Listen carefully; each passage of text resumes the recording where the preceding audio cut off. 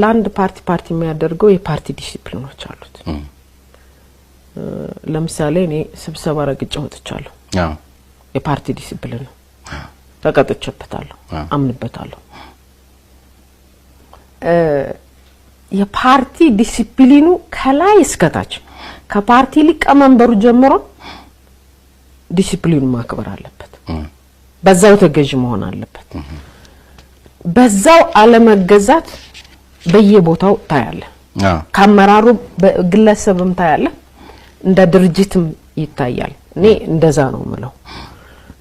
በዚህ ደግሞ ኢህአዴግ በጣም የተካነ ነበር በዲሲፕሊን ለምሳሌ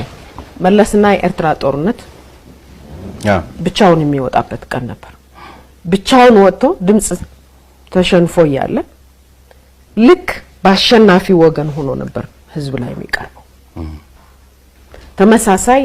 ሜዳ በረሃ ላይም እንደዛ ያለ ታሪክ ነበር ለዚህ ፓርቲው